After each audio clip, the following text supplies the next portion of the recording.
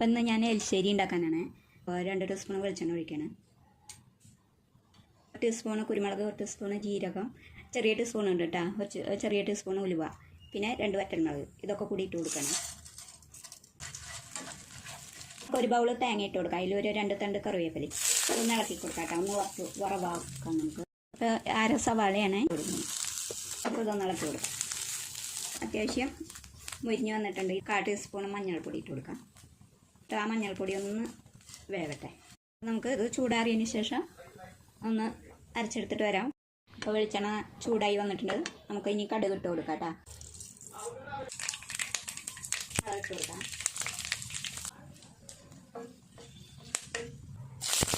കറിവേപ്പില ഇട്ട് കൊടുക്കാം. ടവസ്റ്റ് കൊണ്ടതാണ്. ഇതാണ് പയർ. ഇത് ഉപ്പിട്ടിട്ട് വേവിച്ചതാണ് കേട്ടോ. ഇനി ഇത് മിക്സ് ചെയ്ത് ഇളക്കി കൊടുക്കുക. മിക്സി കഴുകിയിട്ട് കുറച്ച് വെള്ളം ഒഴിച്ച് കൊടുക്കുക.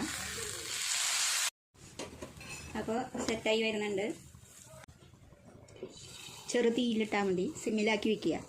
അപ്പോൾ നമുക്ക് തുറന്ന് നോക്കാം കേട്ടോ. അപ്പോൾ നമുക്ക് പാത്രത്തിലേക്ക് പാർക്കാം കേട്ടോ. നമ്മുടെ എലിശ്ശേരി പയർ റെഡി ആയിട്ടുണ്ട്. നമ്മുടെ എലിശ്ശേരി ഇവിടെ റെഡി ആയിട്ടുണ്ട്. ഇതേപോലെ ഉണ്ടാക്കി നോക്കുക. ഫീഡ്ബാക്ക് അറിയിക്കുക. എല്ലാവരും ലൈക്ക് ചെയ്യുക, ഷെയർ ചെയ്യുക, സബ്സ്ക്രൈബ് ചെയ്യുക കേട്ടോ.